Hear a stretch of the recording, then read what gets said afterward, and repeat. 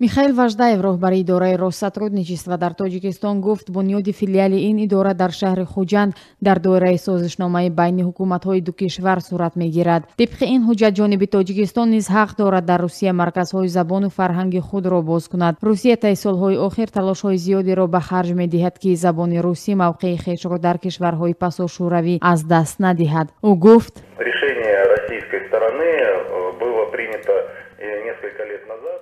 русия чанд сол қабл нияташро ҷиҳати бунёди бахшҳои россотрудничества дар шаҳри хуҷанд изҳор дошта буд. танҳо моҳи феврали соли равон сафорати тоҷикистон дар Москва бо як нота розагии Тоҷикистонро ҷиҳати бунёди ин марказ дар шаҳри хуҷанд иброз дошт.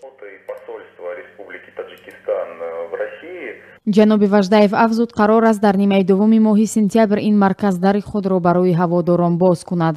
русия таи солҳои ахир талошҳои зиёдеро ба харҷ медиҳад ки забони русӣ мавқеи хешро дар кишварҳои пасошӯравӣ аз даст надиҳад. рӯзи 21 июн роҳбари идораи россотрудничества, ниҳоди масъули тарғибу ташвиқи забон, фарҳанг ва адабиёти рус дар хориҷа ба расонаҳои русия гуфт, ниҳоди зери роҳбариаш имсол ба хотири густариши забони русӣ дар хориҷ 300 миллион рубл ҳудуди 50 миллион доллар маблағ харҷ хоҳад кард. ҳарчанд муносибати давлати тоҷикистон ба нуфузи забони русӣ дар кишвар нарму то ҳадде дӯстона аст, аммо русия пас аз таҷрибаҳои талхаш дар кишварҳои назди Балтика, Гурҷистону Украина ба ҳар як гашти хурди тоҷикистон ба сӯи худшиносӣ ва таърихи худ ҳассосият нишон медиҳад. барои мисол, расонаҳои русия ҳатто иваз шудани номи шаҳри Чкалск ба Бустон дар шимоли кишвар ва роиҷ будани номгузориҳои анъанавии тоҷикиро дар Тоҷикистон ба таври густарда пӯшиш дода, инро аломатҳое аз рӯ задани русофобия ё русситезӣ унвон мекарданд. матбуоти русӣ инчунин ба талоши аз бархи унсурҳои шӯравӣ даст кашидани Тоҷикистон, аз ҷумла табдили исми кӯчаҳои ба номи қаҳрамонҳои даврони шӯравӣ номгузоришударо бо ҳассосият қабул мекунад.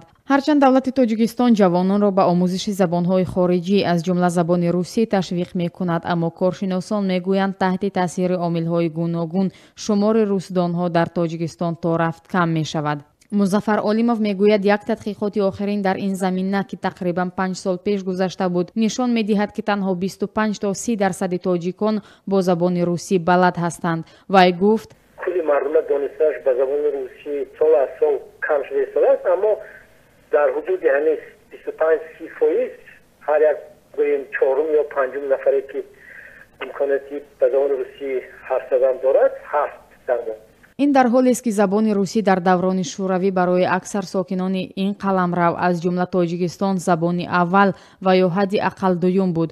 танҳо нафарони ангушшумор комилан ба русӣ суҳбат намекарданд. ҷаноби олимов афзуд, ҳарчанд дар робита бо тақвият додани омӯзиши забони русӣ дар кишвар қарори махсус содир шуда буд, аммо то ҳанӯз дар ин робита натиҷаи чашмрасӣ ба даст наомадааст. далели аслиаш ба қавли коршиносон объективӣ аст ва ба коҳиши мавқеи забони русӣ дар ҷомеа, кам шудани доираи истеъмоли он, тақвияти мавқеи забони давлатӣ яъне тоҷикӣ дар низоми коргузорӣ ва муоширату муомилоти дигар гуфта мешавад. зарурати ҳаётӣ барои истифодаи забони русӣ маъмулан ба ҳангоми сафар ба Русия, аз ҷумла бо ҳадафи кор дар ин кишвар пеш меояд. масъулин дар Тоҷикистон пинҳон намекунанд ки сабаби дигари коҳиши доираи истеъмоли забони русӣ ба низоми маориф рабт мегирад. норасоии муаллимони забони русӣ дар мактабҳо яке аз мушкилоти ҷиддӣ номбар мешавад. михаил важдаев мегӯяд, имсол қарор аст ки нахустин гурӯҳи устодони забони русӣ ба Тоҷикистон сафарбар шаванд.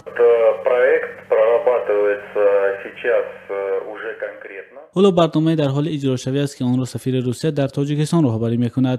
бар тибқи он бояд имсол ба Тоҷикистон 30 нафар муаллимони забони русӣ биёянд, ки дар литсеҳои президентӣ дар минтақаи кишвар дарс хоҳанд гуфт.